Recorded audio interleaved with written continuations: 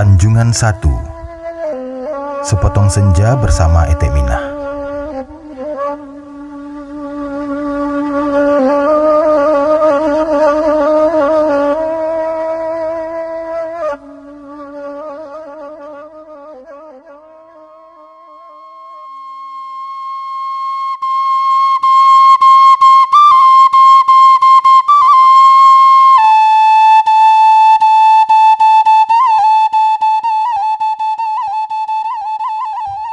Dari sisi jendela rumah gadang, kupandangi serpihan cahaya yang pelan-pelan turun ke balik bumi.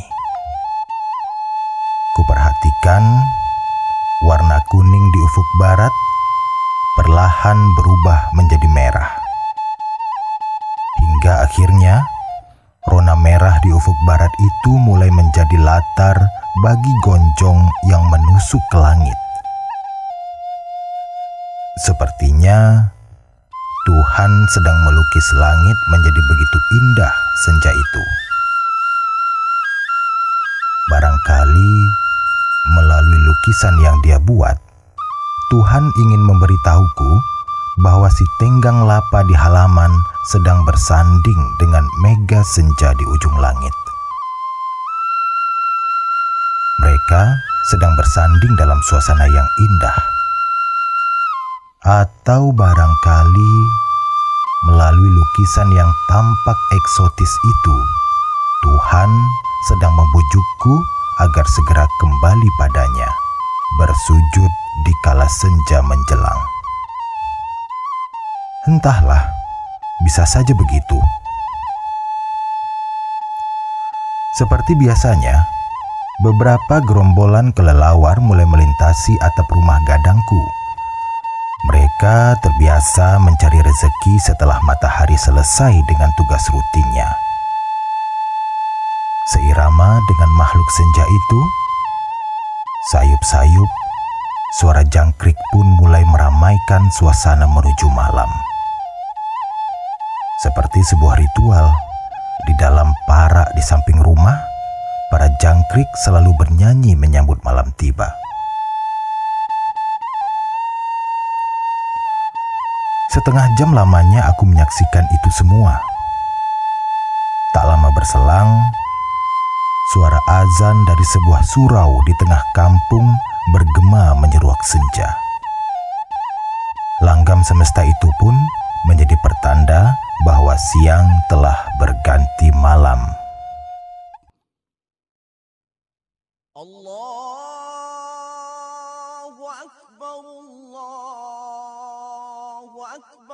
Seruan azan terdengar mengalun-ngalun hingga ke pelosok dusun. "Ara, sholat dulu nak." Ibu berseru dari dapur. Pasti ibu datang lagi. Aku berbisik sendiri sambil tersenyum ke arah si tenggang lapa dengan segala suasananya. Suasana yang indah.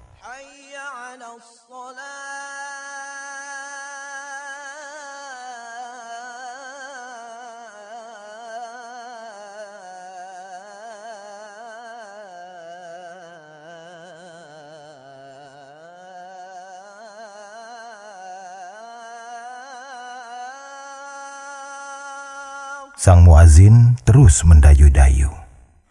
La haula wa la quwwata illa billahil aliyyul azim. Bisikku di dalam hati.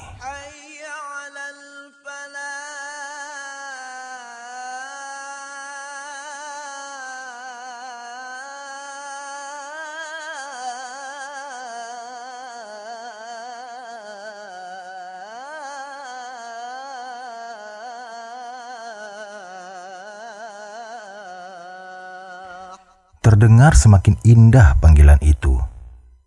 Hatiku pun kembali membalas panggilan kemenangan ini.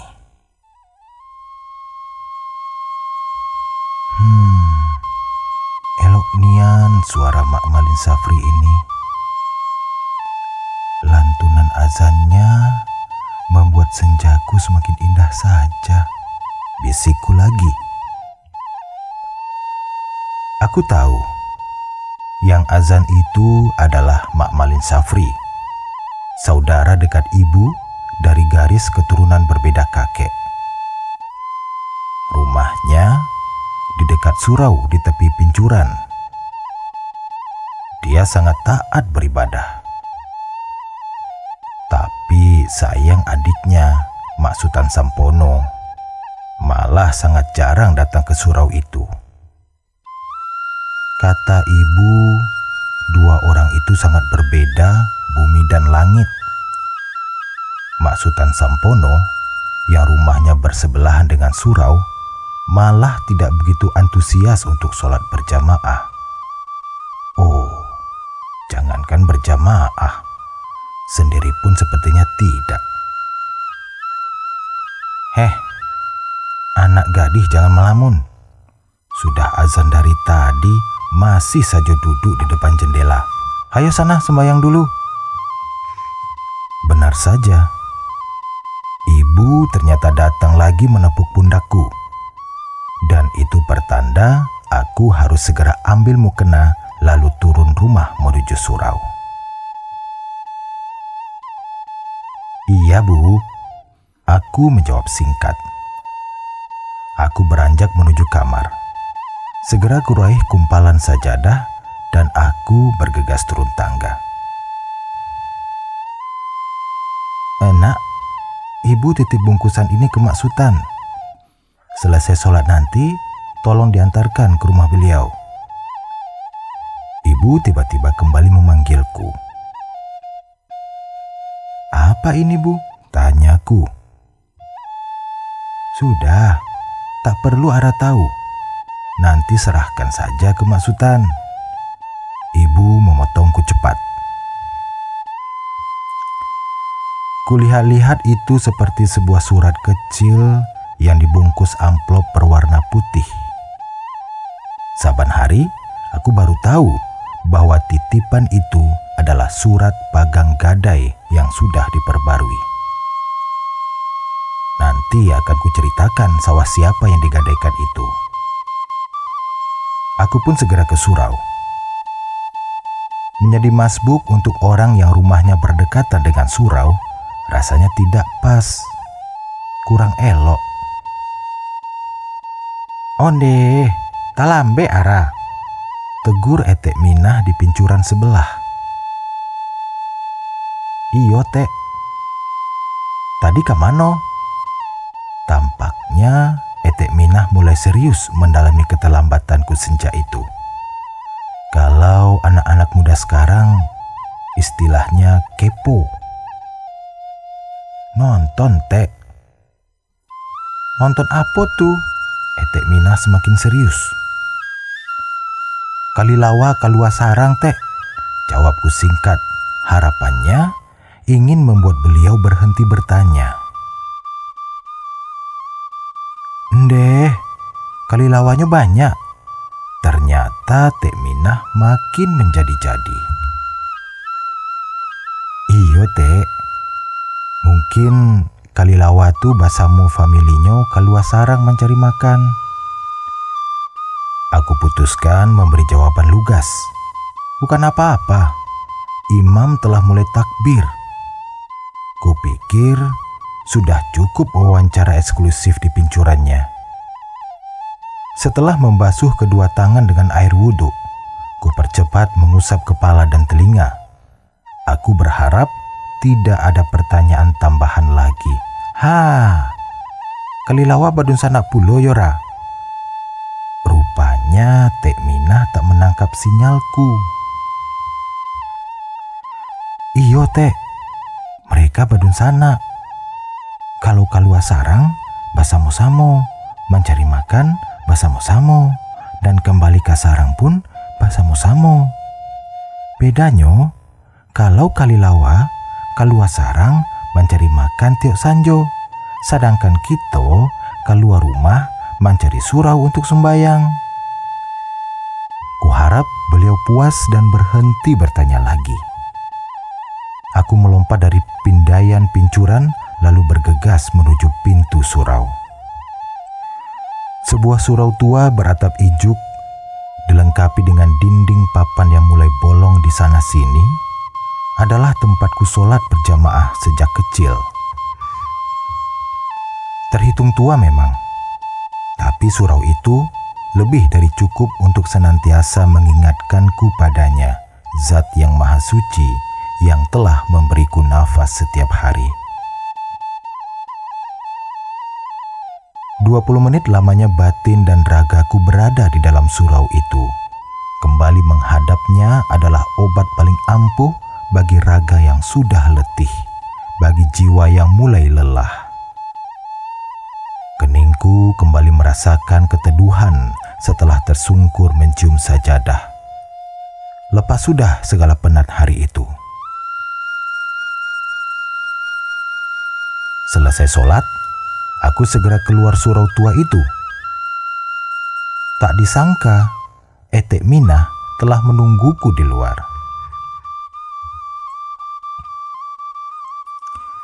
Kalau Kalilawa Badun sana, di mana rumah Gadang Nyora?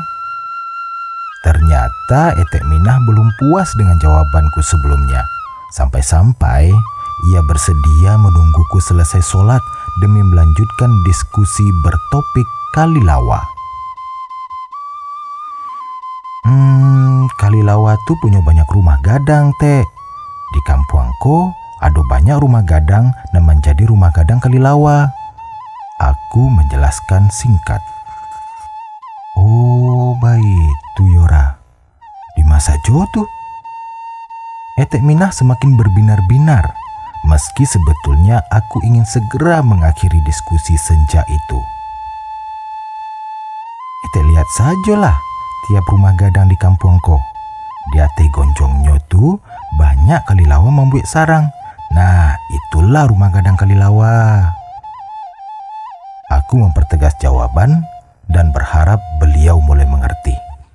Aku maklum. Keingintahuannya pada jawabanku lebih mungkin disebabkan karena memang ia sangat polos. Ia tidak sempat menamatkan pendidikan dasar.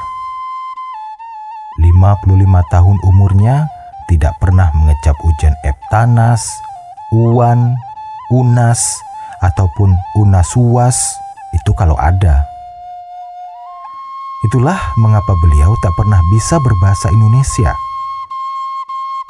Kalaupun mencoba, bahasa Indonesia versi beliau pasti terdengar aneh. Mungkin bukan salah beliau. Maklum, orang tuanya tidak cukup uang untuk membuatnya cukup ilmu dalam menapaki hidup. Mungkin saja salah Orde Baru yang tidak cukup banyak membuat SD Impres di kampungku dulu. Atau mungkin juga salah Belanda dan Jepang yang terlalu lama menjajah negara ini sehingga kebodohan pun terlalu lama menempel di otak orang-orang terdahulu yang masih hidup sampai saat ini. Tapi yang pasti, senja itu aku harus menjawab pertanyaan polos menggebu-gebu yang sangat menarik menurut Etek Minah. Etek hendak kemana? Tanyaku cepat. Etek nio pulang. Si Kambui alun dibuean sambalai. Anyo kalau makan harus balado. Kalau indak kadi suoknya nasi doh. Etek Minah mulai beralih dari topik Kalilawa menuju sambal balado untuk anaknya, Kambui. Oh, iyalah, Tek. Aku lanjutkan melangkah. Aran yo kemana? Etek Minah mulai menikmati pertanyaan baruku. Nio ke rumah Mak Sutan, mantakan titipan ibu, jawabku. Kalau itu samosalah awak. Etek Minah menawarkan diri. Kebetulan rumah Mak Sutan dan rumah Etek Minah terletak berdekatan dan searah dari jalan utama menuju surau. Persisnya, rumah Mak Sutan ada di depan rumah Etek Minah. Tampaknya takdir telah menuntunku melanjutkan perjalanan ke rumah Mak Sutan ditemani Etek Minah senja itu. Tidak lama kemudian aku pun sampai. Assalamualaikum, Mak. Aku bersuara dari halaman. Sepertinya tidak ada orang di dalam rumah gadang yang tampak sepi itu. Assalamualaikum, Mak. Aku mengulangi seruan. Mungkin Mak Sutan sedang keluar. Biasanya sesudah maghrib ko Mak Sutan pai kalapau. Istri beliau juga mungkin kapincuran. Seru Etek Minah dari samping rumahnya. Oh iya Tek. Kalau begitu bisa arah nitip sureko sama Etek.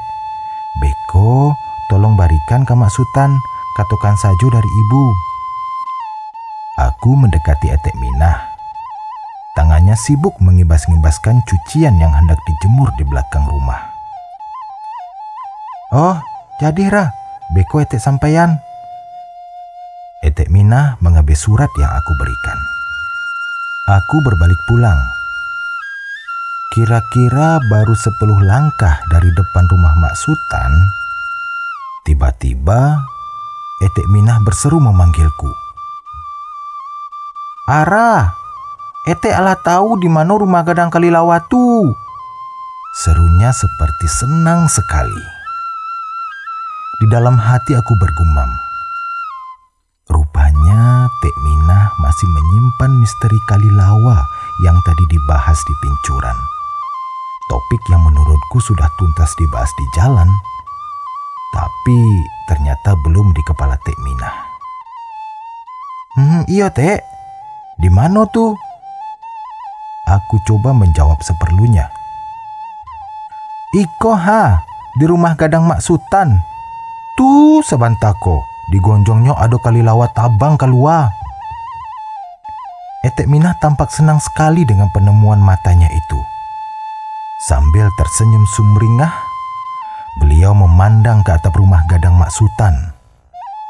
Heran dan terpesona betul ia rupanya dengan Kalilawa yang telah lama membuat sarang di atap rumah gadang itu. Iya Tek. Aku melihatnya sejenak dan mulai menjauh dari rumah gadang itu. Sesekali kuperhatikan ke belakang. Terlihat Etek Minah masih senyum-senyum sendiri melihat gonjong rumah gadang. Ternyata kepolosan itu bisa melahirkan keingintahuan luar biasa. Mungkin beliau akan berdiri menengadah gonjong itu sampai Mak Sutan pulang dari lapau ke sarangnya rumah gadang. Entahlah, hanya Etek Minah, Tuhan, serta Kalilawa yang tahu. Dan aku pun bergegas pulang.